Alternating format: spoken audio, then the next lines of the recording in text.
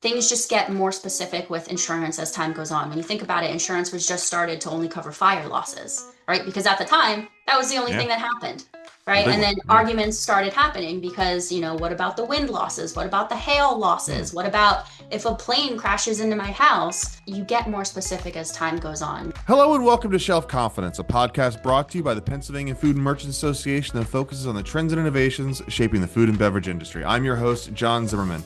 When people hear of loss prevention, they may think of theft, security cameras, what happens after something goes wrong. But strong prevention is also about risk management, identifying problems early, building better procedures, and training teams in preventing loss before they happen. So today, joining us is Angel Ross, Commercial Insurance Advisor for Spotts Insurance. Angel works with businesses across the food and beverage industry and brings an insurance perspective to how operators can better protect their employees, customers, and operations. Angel, welcome to the show. Hello. Hi, thank you so much for having me. I'm happy to be here. Absolutely. No, this is a very timely topic all the time. So I'm very happy to have you on and discuss this stuff. So, just to start off, you could introduce yourself and kind of explain your role with Spots and how Spots works with the food and beverage industry. That'd be fantastic. Yeah, for sure. So I'm Angel. I've been with Spotts Insurance since January. But generally I've been in the food and beverage world for about 15 years, pretty much since I started working. So I kind of started out like in the fire and I was on the floor. Then I moved into more operations and management. And for the past 5 or 6 years, I've been in risk management. Yeah, I generally I know the ins and outs of food and beverage, whether it's like the farm, the manufacturer, the distributor, the retailer, or the restaurant. So I think my perspective on risk is a little different than your average insurance agent. That's also, you have some background in this, to say the least, it sounds like. Yeah, yeah, for sure. My life is food and beverage. My entire family's still in food and beverage. All my friends are in food and beverage. I live and breathe it for sure. Well, that's awesome. So, from an insurance perspective, obviously that's different than an operational perspective. What is your take on loss prevention? What's your 30,000 foot view of this? Yeah, so I think from an insurance perspective, it's a little bit different than what most people will think. So, like when you're actually on the floor, you're thinking about those physical things that can happen. So maybe you're thinking about theft, or you're thinking about, fire, or you're thinking about auto accidents.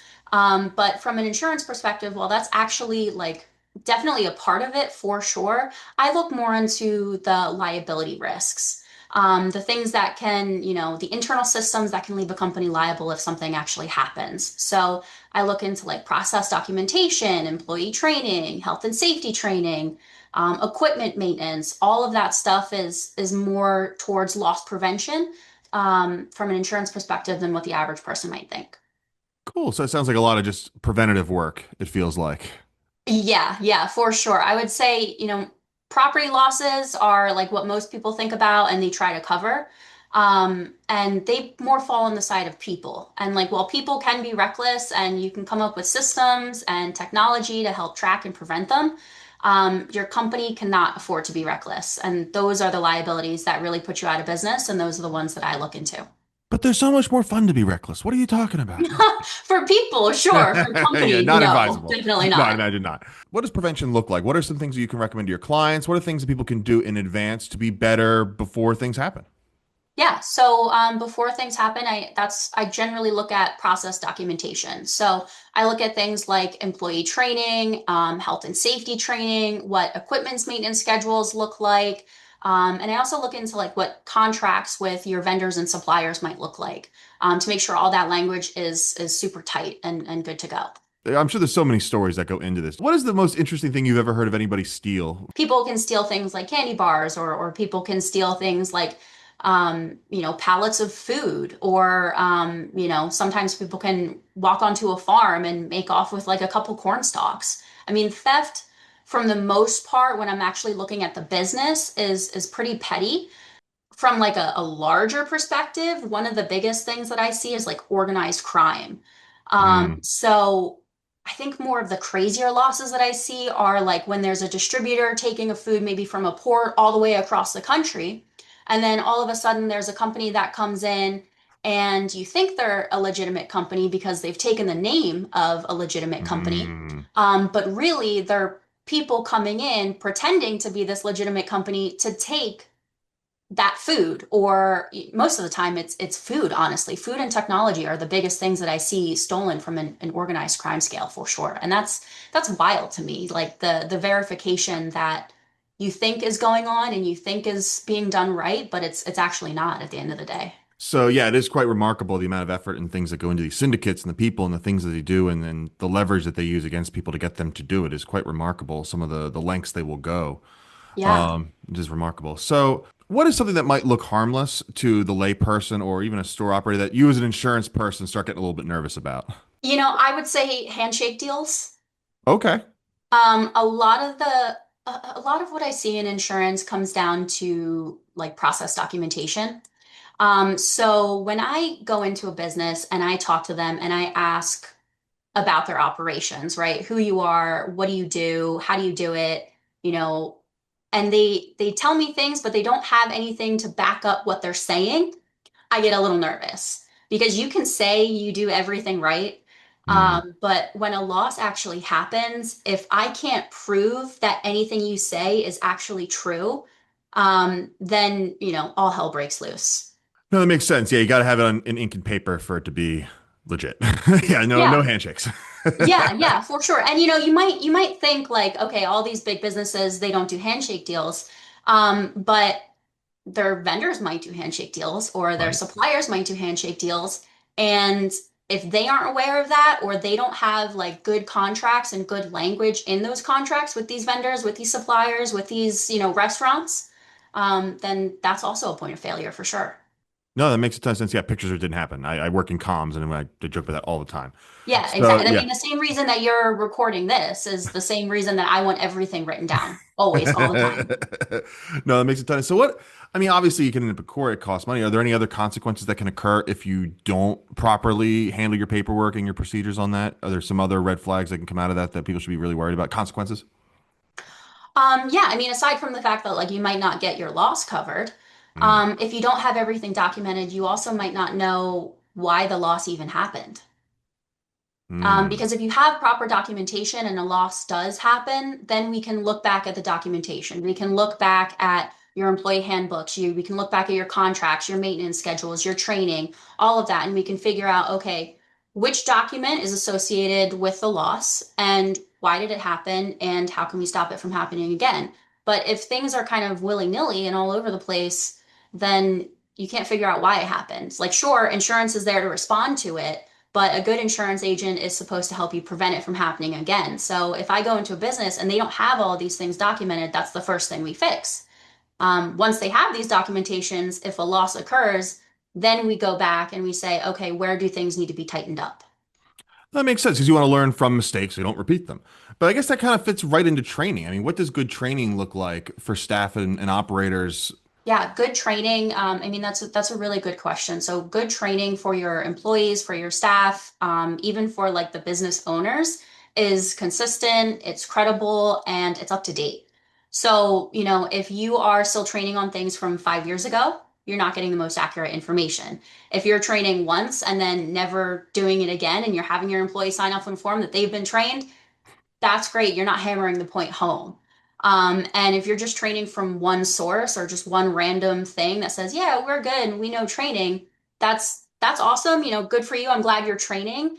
However, you should be doing more. You should be making sure that you're getting your information from all different sources because one source is only going to know one thing. Makes sense. Well, I got trained in 1996. I'm good to go. All right. I am ready and on top of things. So, Yeah, I mean I'm so glad you were trained in 1996.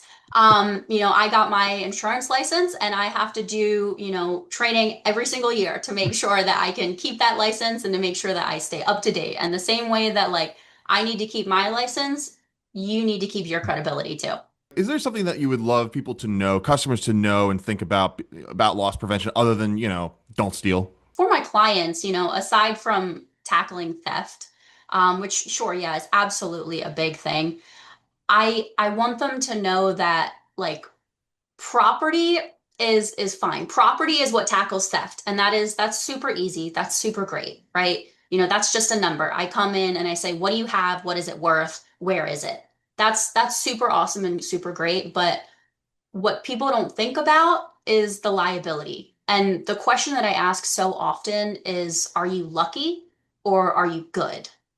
And sure, yeah, a loss might happen once, but it should never happen again. So, yeah, I want them to think a little bit more about the liability risks that go on. And so often people are like, oh, that's fine, it won't happen to me.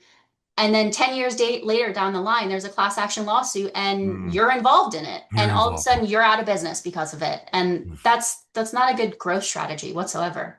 No, no, no, it is not. It is definitely not. So, I mean, you've been at this for a while. I'd love to hear any stories you have about interacting with clients about loss prevention. It's kind of a catch-all question, but I'm curious if you have any fun stories from the field about this stuff. I do have kind of a funny story. Please. Um, and this happened recently. So I was going to a company that I'm working with to talk about pollution coverage. Hmm. And that's one of those things that like a lot of these food and beverage businesses might not really think about because they're like, oh, we're not dumping oil in a lake, and that's great. That's don't dump oil in a lake. Don't do that. But also, pollution shows up in a bunch of different ways, right? Noise, excessive noise is considered pollution. Or if you deal with, food or beverages and you spill something on the ground, down the line, that can be considered pollution. Hmm. But anyway, so I was going to this company to talk about pollution coverage, and on my way uh, into the driveway to park, there was a legitimate dumpster fire. Like a dumpster was Yep. on fire. Oh, not figuratively No, speaking. no, no, no, no, no, not Literal dumpster. figuratively. Got No, it. it Okay. was a literal dumpster that was on fire, Okay. in their lot. And I pulled up and I was like, this is wild. Like I didn't know this was a thing that actually happened. And I go and I sit down with them and I'm like, hey guys, so I'm here to talk to you about pollution coverage. They're like, yeah, yeah, we don't need that. And I'm like, okay, what's that? Yeah, right. Um, and they're like, well, I mean, that's not ours. That's our neighbor. And I'm like, yeah, but okay, but it's happening. Like what? Yeah, right. I was like, okay, well, I mean, I'm glad that that's not yours, but it's happening like on your property. So you can be found liable for that. And they're like, yeah, well, we just rent this building. And I'm like, okay, well, that's even more of a reason for you to have it. You're not even in control of this land. And so I was in there with them for maybe about 2 hours, just kind of going through this whole thing, talking to them about how pollution coverage is so, so, so important for them, even though they only deal with like, industrial barrels full of this food stuff. And while I was coming out, at the end they agreed. They were like, yeah, sure, let me see some pollution coverage. But when Sure. I came out, the fire was still happening. Jeez. And no one was around it. So there was just a dumpster fire in this random parking lot for 2 hours. And nobody seemed concerned about it. Like they were like, yeah, the fire department knows about it. And I'm like, yeah, but they're They're probably not just here. tired of coming here because it's still illegal. Yeah. It's wild the things that actually happen behind the scenes. And it's like those are the things that you don't expect, but when they do happen, it just kind of helps you drive a point home even farther. Because for in that example, right? Like that's not their dumpster fire. And so they thought they were okay. But nope, that's happening on your property. You are aware of the fact that there is a dumpster fire here and you are not doing anything about it. So, I mean, that was one of the craziest things that I've ever seen. I took a picture of it, of course, I was but about to say, you should take it. It's a very memeable opportunity right there for sure. How often you get to see the dumpster on fire for sure. yeah. But I feel Yeah. like no, that's a good story. I'm glad you shared that. But that I feel even if it wasn't their dumpster, like there's still a lesson in there of like this is adjacent to your operation. That could have just as easily been your dumpster. You know what I mean? So Exactly. like, Like yeah, say that dumpster was pushed 2 feet to the left. I now you're don't care liable. whose dumpster it is, it's on your Yeah, it's on property. your property. Yeah, Yeah, like yeah, you're responsible for it. yeah. While we're on the topic of stories, are there any other stories you have from the industry that you could share? Uh, yeah, I mean, there was one when I first started in insurance, and I will always, absolutely always remember it. To me, it just kind of showed the hilarity of how insurance works. So one of my clients had a claim. And so one of the things that I do when my clients have a claim is I'll actually look at the way that the insurance adjuster will write up the claim. So I remember I clicked into the claim, and I was just reading the report of what happened. And part of it said, insured vehicle contact with rock, no damage to rock. Good for the rock. And I saw that and I just burst out laughing. I was like, this honestly cannot be true. Like we are so worried about this rock. Like, sure, yeah, we're gonna cover your vehicle, but from an insurance perspective, we need to make sure the rock's okay too. Well, did the rock have an insurance policy as well, or we weren't worried about the rock's insurance? I don't think at the end of the day we were worried about the rock's insurance, but it probably did have an insurance policy. Somebody covered it. Fair enough. Okay. So we were talking earlier about the paperwork aspects of this and just risk prevention and stuff like that. And obviously you want to document all these things and have the paperwork trail. But part of that is going back in time to learn what went wrong so you could obviously prevent the dumpster from burning again in the future. And I was just curious, how do you take that paperwork and hop in the Wayback Machine with your clients and kind of learn from those experience with them? Yeah, so I really just kind of look at that paperwork, look at that language, um, make sure that what they're doing is accurately documented, is accurately up to date, and is right. You know, like there's also a difference too between saying you're doing the right thing and actually doing the right thing. So sometimes I need to have those hard conversations. And I do have it with retailers every now and again. Because you know, refrigerators need to be temperature checked like every so often. And a lot of times they'll maybe check them once a week, and then just for the rest of the days, just copy down the Mm, temperature. And I know this happens, right? My entire family is in food and beverage. I worked in food and beverage. And that's fine. I get it. It's stressful and you don't want to do it. And so you just think it's fine to copy it down. But if you're doing stuff like that, right, you're only pretending to have the right documentation. So sometimes I need to have these hard conversations where, okay, you've had all the right documentation. Why did it go wrong? Are you actually doing what now you're writing down that you're doing? Because if you are, that's a whole different problem. But that can kind of help us figure out, okay, you said you did everything right, but something still went wrong.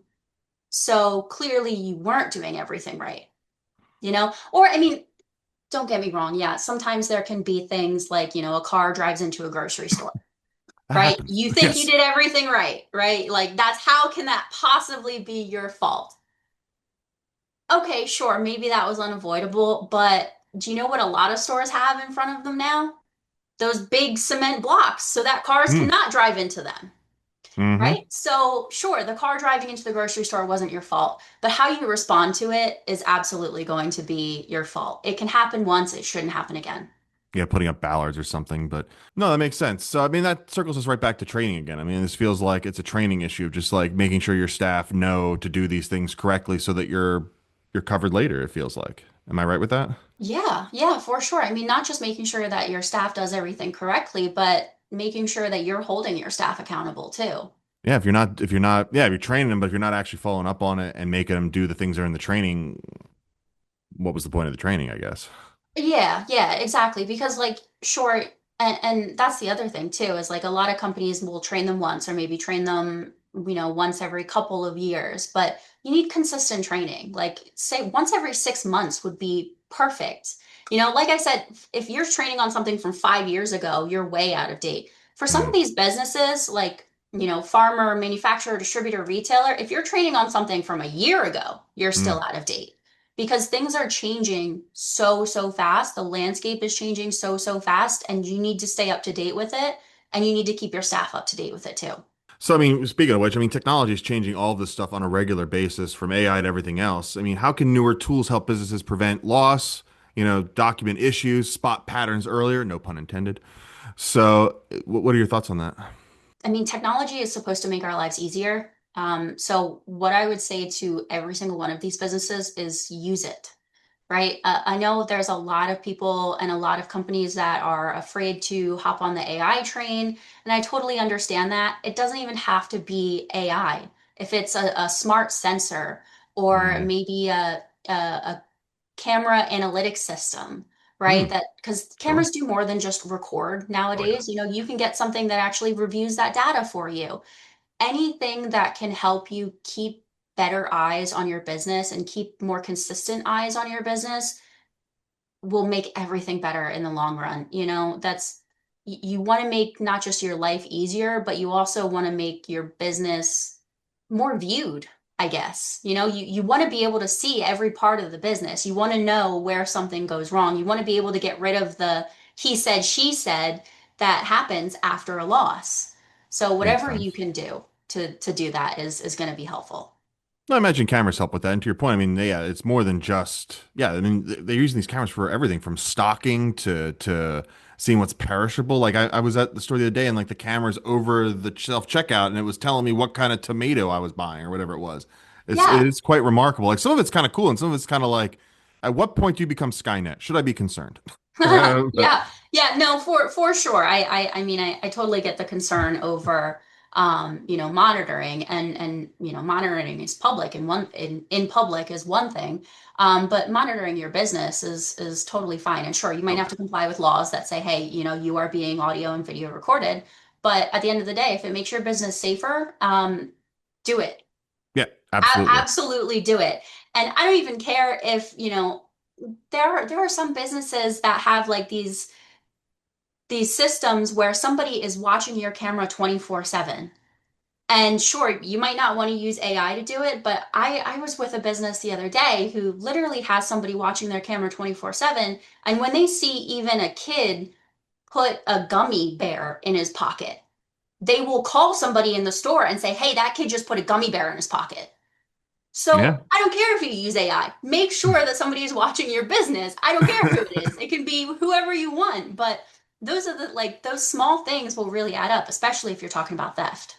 As long as it's Skynet or Bob, somebody's got to be watching the cameras and keeping an eye on the gummy bears, regardless. So as long as Gummy we're doing bears are that, we're so important. I wouldn't want to lose my gummy bears either. no, they're high on my priority list as well. I would agree with you. Are there any interesting technology or tools out there that people should be thinking about or looking at? Or any interesting technology or tools that you guys are using or looking at in the loss prevention space?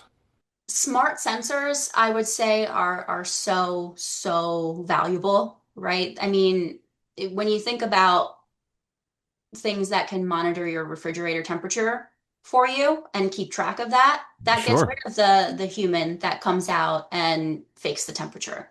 When you think about a sensor that can track when a cow is getting milked, that's great, because then you can figure out, okay, this milk came from that cow and that cow was sick, and so now you can't Mhm. use that cow specific milk. Okay. Um, when you think about smart sensors for things like food too, right? It helps you know where that food is, how long it's been out, what temperatures they've been at. So I would really say like look into smart sensors. Aside from cameras, which are super duper important, look into smart sensors for sure. That makes a ton of sense. We in seasons past, we've had some people on to talk about that pest control as well. I found fascinating, just having all that stuff set up in a remote capacity. I just found interesting because then you don't have to go out and check it and change the bait. I just found that just an interesting concept. I mean, so yeah, all this stuff is remote. You can connect these things through like either your Wi-Fi or in a lot of these things have like mobile devices built into them in a lot of capacity. And I just find it really fascinating some of the technology that's going into this stuff and all the data that gets collected from it. What you can do with it is quite remarkable. Yeah, yeah, and I would say from an insurance perspective, the more data, the better. So whatever will help you have more data and have more accurate data is really what you want. Is there a point where too much data is too much? Is there a point where there's too much of a good thing or it reaches a critical mass where maybe it's done incorrectly? Maybe I'm not asking that question correctly, but is there a point where data is done wrong or collected to excess? From an insurance perspective, no. Really, no, there Okay. isn't. And the reason I would say that is because insurance is all about specifics, all about specifics. You know, like I said, you can say you do something, but if you can't prove it, that's fine. If you tell me you have a toaster, right, and your toaster got damaged, I will give you a toaster. It might not be the same toaster you have, but if you tell me you have a toaster and you give me the exact model number of the toaster and you tell me how many times you've used that toaster, I will give you that same toaster back. Okay. So the more specific, the better. But like, could you explain a little bit on how insurance goes a little bit beyond just the letter of the law? It is so important to realize that insurance will always ask more than the law requires. And when you think about it, it's because before the law even gets involved, the only reason they're getting involved is because there have been a large number of losses that are super costly that causes them to get involved. But who sees those losses before they happen or when they happen as they start to accumulate in frequency and severity? It's the insurance company. Hmm. So the reason insurance companies will often ask more than the law requires is because we know what's causing these losses. We know what situations, what circumstances will lead to these losses, and we want to prevent them because at the end of the day, insurance is super great. Yes, you want to have it, but we don't want you to have a loss. That's not what we want whatsoever. We're Yeah. here if you do have a loss, but I want to be able to help you so that the loss doesn't happen. And the more I can help you so that a loss doesn't happen, the better your insurance rate and coverages will be. Makes sense. Well, as we're starting to wrap up here a little bit, do you want to recap a little bit for people on what some of that preventative work could look like? I know we discussed a little bit, but if you want to kind of help them kind of nutshell that a little for us, that'd be fantastic.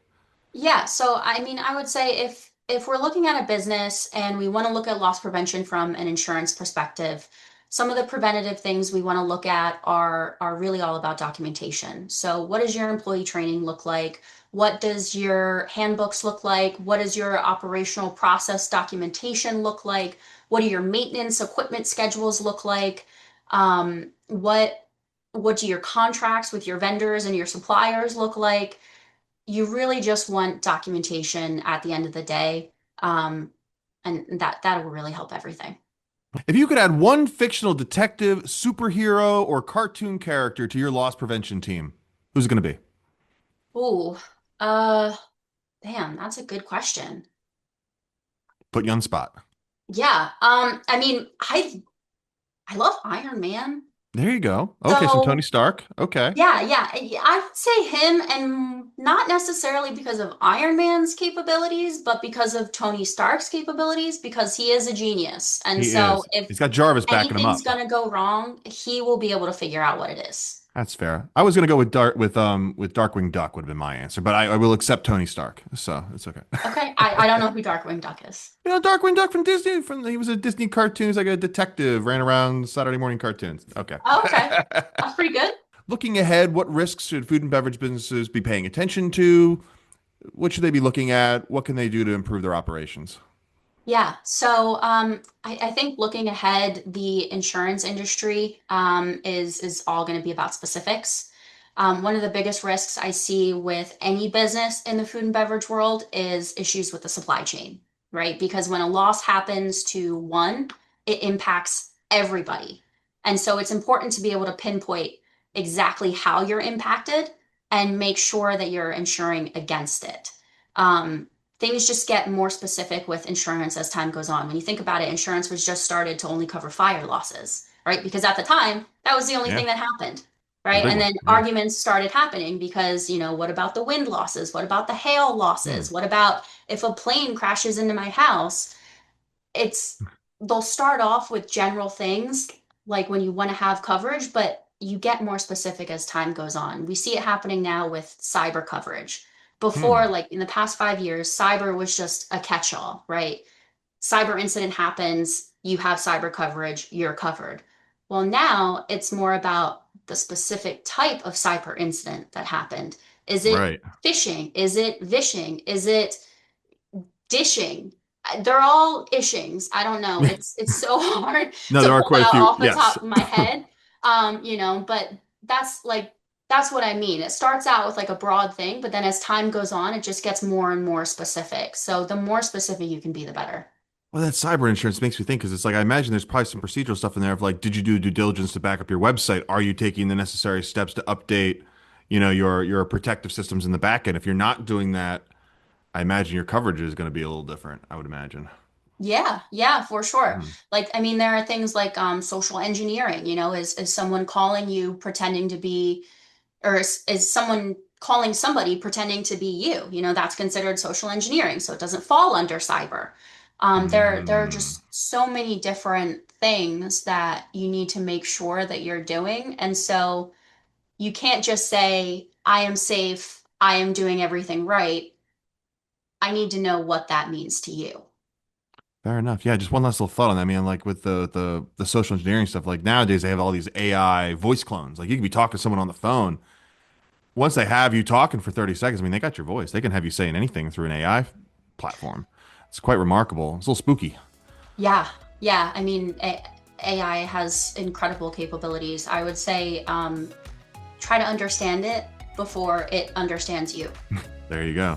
Well, I think that's a great point to leave it on. This has been a great conversation. Big thank you to Angel Ross from Spotts Insurance for joining us today and sharing her perspective on loss prevention, risk management, and the role insurance advisors can play in helping businesses prepare before problems happen. Thanks for tuning into Shelf Confidence. If you've enjoyed this episode, don't forget to smash the subscribe button, share, and leave us a review on Apple Podcasts, Spotify, YouTube, or wherever you're listening today.